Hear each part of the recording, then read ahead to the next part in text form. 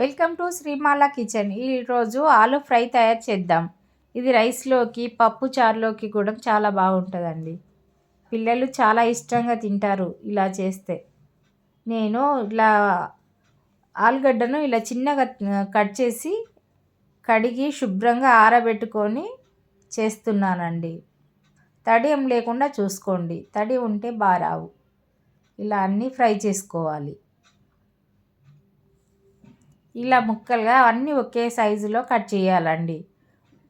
ఒకటి లావు ఒకటి సన్నగా అట్లా ఉండవద్దండి, అన్నీ ఒకేలాగా ఉండాలి. వీటిని అన్నిటిని ఫ్రై చేసుకోవాలి. ఇది పప్పుచారులోకి, రసంలోకి అయితే చాలా బాగుంటుందండి.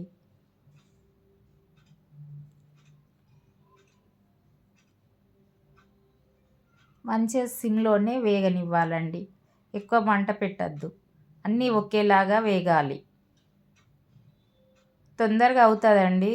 కొంచెం ఆరబెట్టుకోవడం వల్ల తొందరగా క్రిస్పీగా అవుతుంది. తడి ఏమి ఉండద్దండి. శుభ్రంగా కడిగి ఎండలో ఆరబెట్టుకోవాలి. ఆరబెట్టుకున్న తర్వాత ఒక 10 నిమిషాలకి చేసుకోవాలి. ఇలా చూడండి, తొందరగా అయిపోయింది ఫ్రై. చాలా క్రిస్పీగా కూడా అవుతుందండి. అన్నీ ఒకే సైజులో కట్ చేయండి.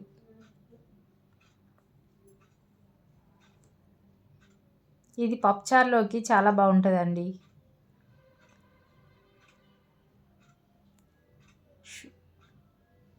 ఫ్రెష్ ఆలుగడ్డనైతేనే బాగా వస్తుందండి. ఒక 3-4 రోజులది అయితే బాగా రాదండి. అప్పటికప్పుడు తెచ్చుకున్న ఆలుతో ఇలా చేస్తేనే మంచిగా క్రిస్పీగా వస్తుంది. చూడండి, అన్నీ మళ్ళీ ఇలానే వేయించుకొని పక్కన పెట్టుకోవాలి.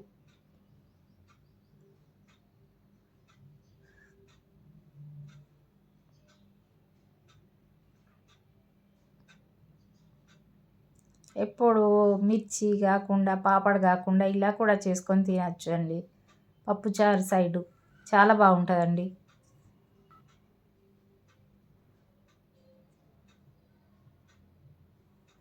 సిమ్లోనే ఉడకనివ్వాలండి, మంచిగా ఫ్రై కానివ్వాలి. సిమ్లోనే చేసుకోవాలి. వీటిని తొందరగా అయిపోతుంది. పిల్లలు కూడా చాలా ఇష్టంగా తింటారు. ఆలు అంటే ఏ పిల్లలకైనా ఇష్టమేనండి. ఎవరికైనా ఇష్టమే పిల్లలకి. అంతే, వేగిపోయింది. వీటిని తీసి పక్కన పెట్టుకుందాం.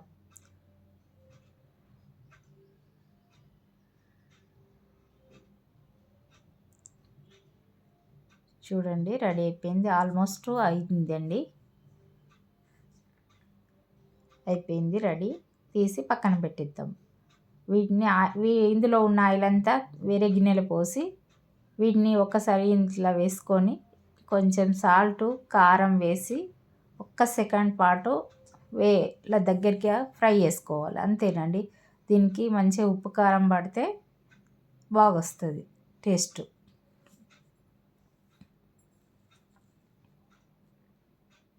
ఇలా ఉప్పు కారం వేసి 1 నిమిషం పాటు వేగనివ్వాలి.